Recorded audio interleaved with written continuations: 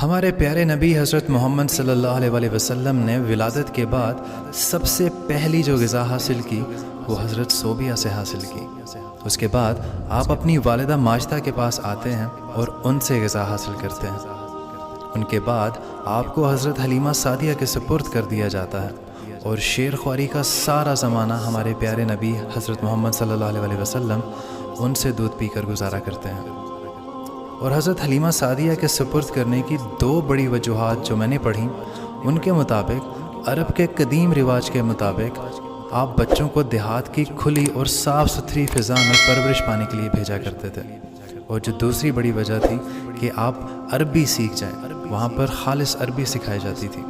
تو آپ صلی اللہ علیہ وسلم، میری ویڈیو پہ کسی نے کمنٹ کیا کہ مسلمانوں کی کوئی تاریخ نہیں ہے، تو میں ان صاحب کو بتانا چاہوں گا کہ فوج پہ ہزاروں کی 72 کبھی بھاری تھے، دشمنوں کے چہروں پہ ہمارے خوف طاری تھے۔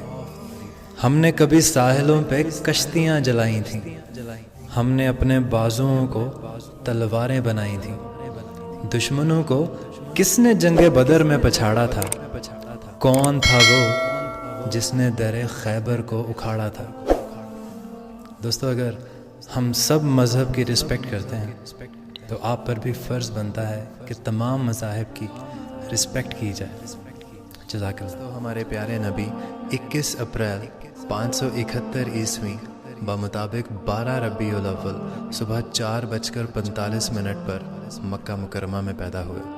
ہمارے پیارے نبی کی زندگی 22,330 دن ہے، یعنی 63 سال اور 4 دن ہے۔ آپ صلی اللہ علیہ وسلم کی رسالت کا عرصہ 8,156 دن ہے، یعنی 23 سال ہے۔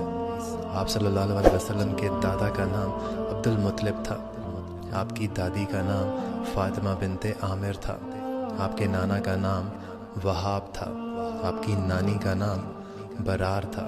آپ صلی اللہ علیہ وسلم کی 11 ازدواج تھی۔ آپ صلی اللہ علیہ وسلم کے 3 بیٹے اور 4 بیٹیاں تھیں۔ آپ صلی اللہ علیہ وسلم کے 3 داماد تھے۔ آپ صلی اللہ علیہ وسلم کے 14 چچا اور 6 پھپھیاں تھیں۔ اگر آپ کو یہ انفارمیشن بھی، کیا عجیب جگہ ہے جہاں غریب باہر اور امیر اندر بھیک مانگتا ہے۔ بارات میں دلہا پیچھے اور دنیا آگے چلتی ہے، جبکہ میت میں جنازہ آگے اور دنیا پیچھے چلتی ہے، یعنی دنیا خوشی میں آگے اور غم میں پیچھے ہو جاتی ہے۔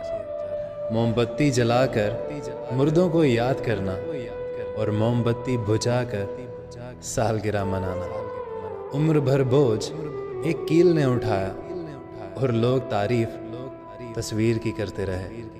پازیب ہزاروں روپے میں آتی ہے پر پیروں میں پہنی جاتی ہے، اور بندیا 1 روپے میں آتی ہے مگر پیشانی پر سجائی جاتی ہے۔